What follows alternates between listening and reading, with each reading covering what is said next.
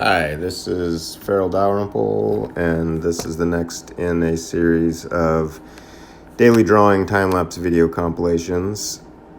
This is drawing 107. The whole video is 107 through 118. I have 11 this time, so I waited a little longer than I'd like to, as usual, but I'd like to do 7 at a time, ideally, do these once a week.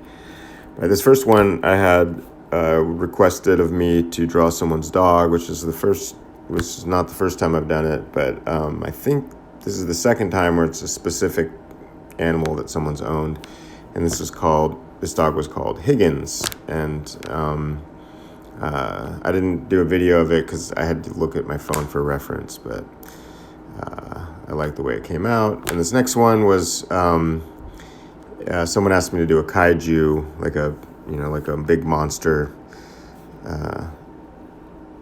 and I ended up drawing this a few times as sort of just trying to think of my own. I should have looked at some more kaiju, but I just kind of ended up going, it was like, I'll just do a drawing of Godzilla, or my version of Godzilla. I think I made his arms a little bigger than the typical Godzilla arms, and just, I don't know, sort of had fun, tried to have fun with it, but it wasn't, it's not like an original creation or anything, so it's just kind of my spin on the classic, I guess, Godzilla. I don't know a lot about the details. I know there's different types, and there's some fans that are pretty hardcore about certain details, but I just thought it would be fun to do a big, lizard monster. And that's the finish there. And these are, like I said before, it's usually start with this pencil sketch, and I don't really film that, but sometimes I'll take a picture of it, and then I ink it with one of these these pens here, these Faber-Castell Pitt pens, and usually size S, and then a little bit of size XS. I think that stands for superfine and extra superfine. And this was a request someone had to do a saxophone, like a sci-fi saxophone player. And I think with this one, I just referenced the saxophone and then kind of made up a gesture drawing. Try to get like the gesture in, and then did more detailed pencils to fill out the form. And then I go in with one of those Faber-Castell Pitt pens, and then I switch to brushes for the watercolor, and it's like a mixture of watercolor and gouache. I'll usually start with watercolor and then build on top of that. It's sort of the way I do my penciling too, is I sort of build it, layers, erase it, add more pencil, erase it, until I get something that I feel like is a certain degree of finish that I'm happy with. And same thing with the watercolor here, and then I add gouache on top of it usually, or supplement it with gouache a little bit for some opaque areas. And this was a request to draw 2 robo-tigers on a tandem bicycle. And I've drawn bicycles a few times for these, or gotten requests to do bicycles. And it's something, I loved riding bicycles, but drawing bicycles has always been kind of hard for me to get the ellipses on the tires right, the wheels, and sort of the angles, the different angles of all the lines. But I feel kind of like after, 20, 30 years of drawing, I'm kind of getting the hang of them a little bit better, trying to figure out the way they work. And rather than just getting through it, I feel like there's like some kind of amount of fun going into like being able to have that, learning like a visual vocabulary, the way something works.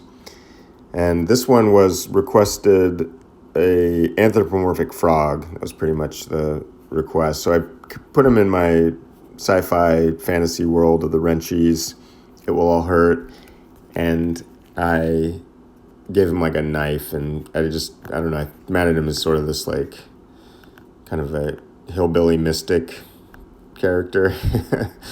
And here this was like the finish, and I think I even scanned this picture here and then wasn't quite happy with it, so I went back in and worked it a little more, and then this is the rescan.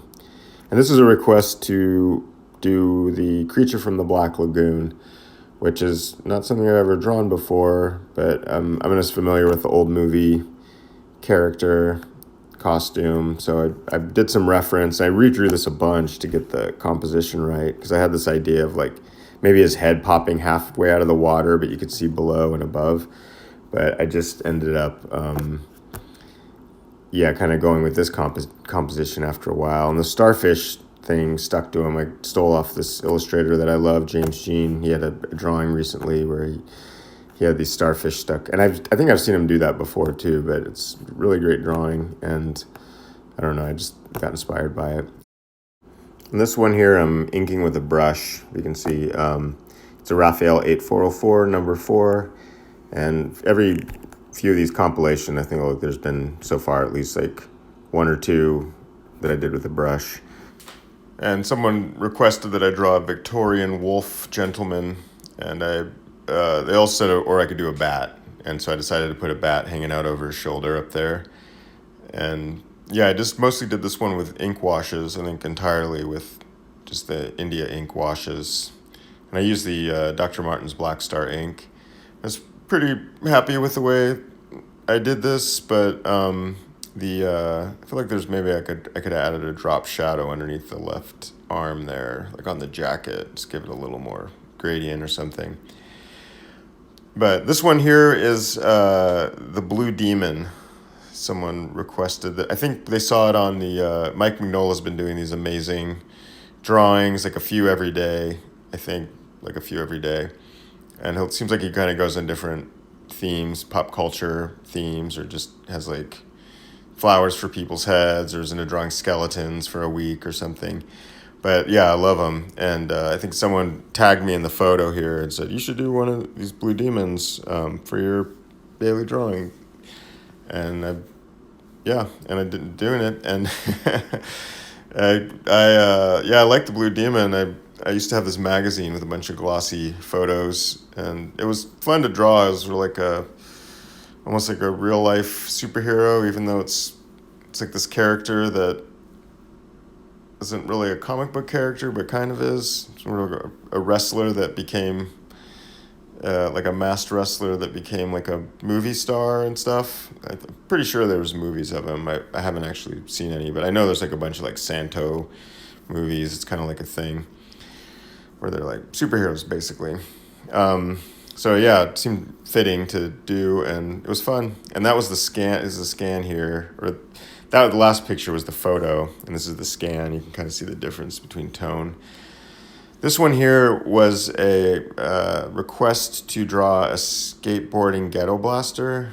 So I decided just to have a skater and didn't show his face and had this tape coming out. And I was pretty happy with the solution on this, but the person that requested it, and they've gotten a couple other things from me, but I guess they just didn't like the way I did this, so which is fine.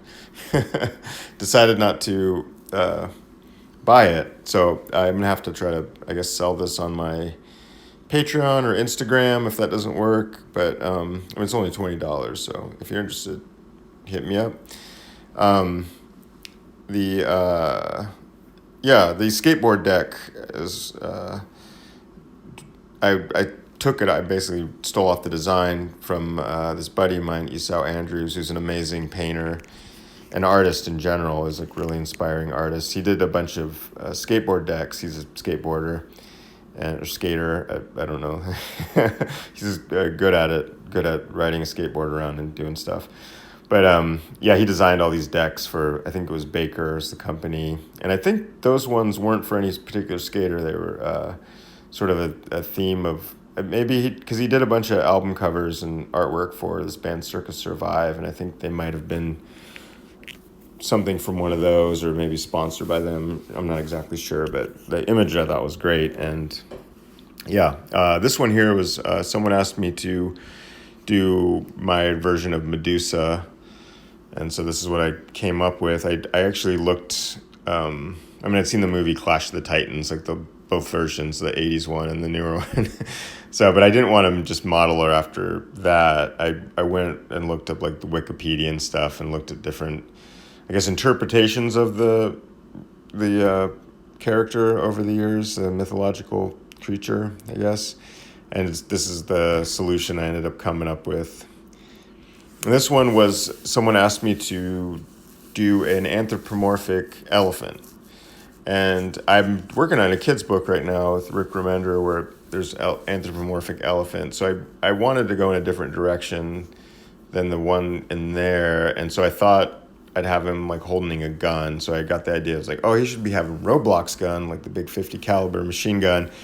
And then I ended up kind of designing his costume, his outfit, whatever, off the roadblock. But I took the 50 caliber gun. And first of all, it was really hard for me to draw something like a gun that I hadn't, and I'm spending too much time on this.